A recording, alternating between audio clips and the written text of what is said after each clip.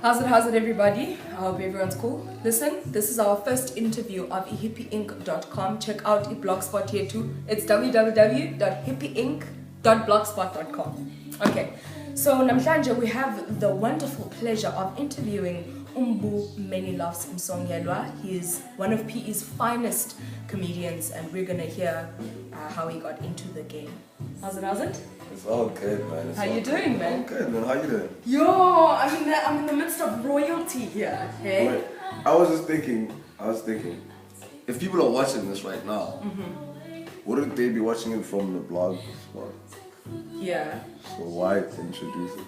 Why introduce it? Because it's the first interview that we're doing, so they need to know what this is. Oh, okay. But I still doing the interview. Who's interviewing here? Me or you? Me or you? We need answers. Brother. Comedy, like really? Do you make any? Like I'm an artist myself. I understand how hard it is. Yeah. And we were talking just now when gigs aren't on the regular. How do you make money as a comedian? What do you think the trick is to surviving this? I think the trick is not doing it for the money, so that the first couple of years you realize what you have to go through. Do you know what I mean? To actually get to the money, people have to know you. No one's gonna pay for you just because your friend says you're funny. Do you know what I mean? People need to know your name, so you have to go through like a strenuous, very fulfilling process, though. You know, because you learn to appreciate your art. And you go through that so that by the time you get to being a household name, that you start to make money, you know, you don't forget where you come from. But it's very important though to go through that.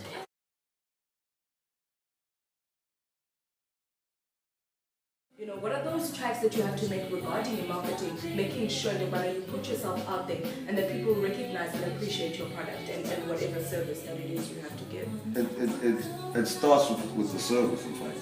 You have to make sure with any brand or business that the product that you are hyping up is actually of quality. So, yes. So you need to sit down and write. Yes.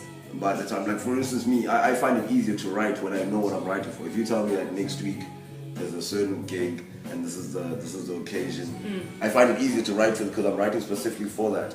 So when you market the product, you need to know that it's of quality. Do you know what I mean? Because you can only go as far with marketing. You can market your biggest show ever. When you get there and you get people there, product flop. You know what I mean? And then it's no one ever, you lose credibility.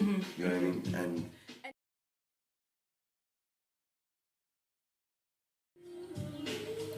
Mbu, I've been to your comedy shows. I've seen you do a number of sets. You're quite racial in terms of the things that you write. yeah. I want to ask, is that your strategy of getting people to look at themselves and look at society and view it in a comical way? What is the deal with the racial jokes? The thing is that I think that's what happens, but it's not my initial comedy. Yeah, it's very situational, but it's how I grew up. So most of the racial jokes was what I encountered because I grew up in the burbs. Okay. And that's not an apology. Yeah, no. Screw that. I've had a pool at my house as far as I can remember, okay?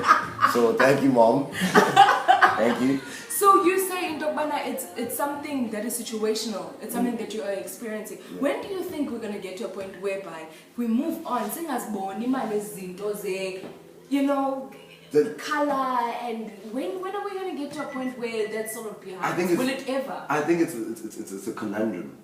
I think people try so much not to notice, and that's where the problem is. Because I think we need to realize that there are those differences and appreciate them. Okay. The day that happens is when, you know what I mean. It'll be free flowing. Yeah. Like in terms of you, I'll see you and I'll respect you.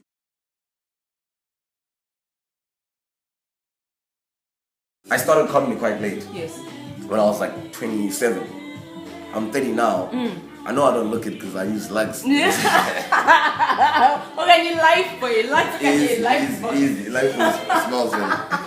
Smells like feet. uthini endlini xa bekubuza nge-comedy game, because I'm sure ndokubana abantu bethu abaziqondi ezi zinto sizenzayo, you know, the arts, what is this? They want you to be a CEO of a company, exactly, you know, and bring home 20K a month, you know, to help build a kaya and that sort of thing. And tell us about some of the pressures that you have as, you know, Umtomyama, being a comedian and trying to convince about back in the no, this is my passion and I'm going to make a living out of this.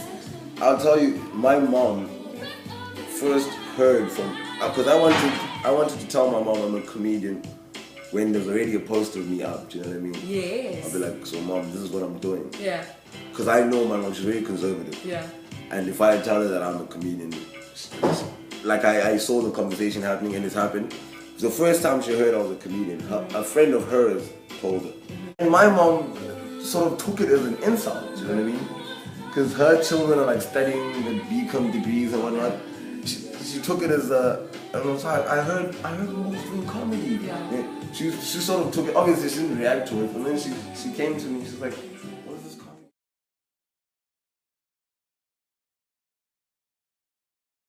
The guy who manages me, never.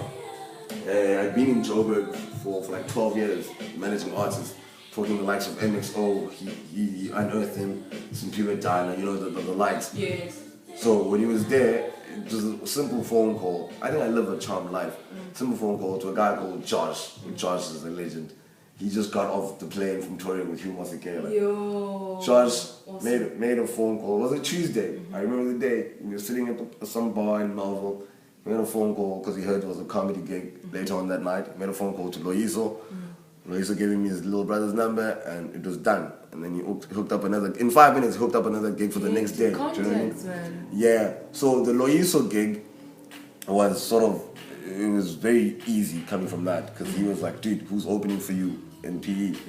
And there seems to be this question, who can open? And that's what I'm trying to grow. I want when comedians come here, they know for a fact that it's my house. Yes. Do you know what I mean? Yes. Let's holler at Mbu. If Mbu is not available, does he know anyone else? Yes.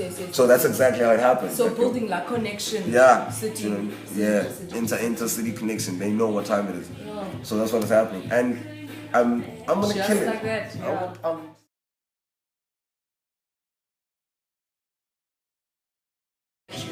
So people can follow you. HippyInc every Wednesday at the Governor.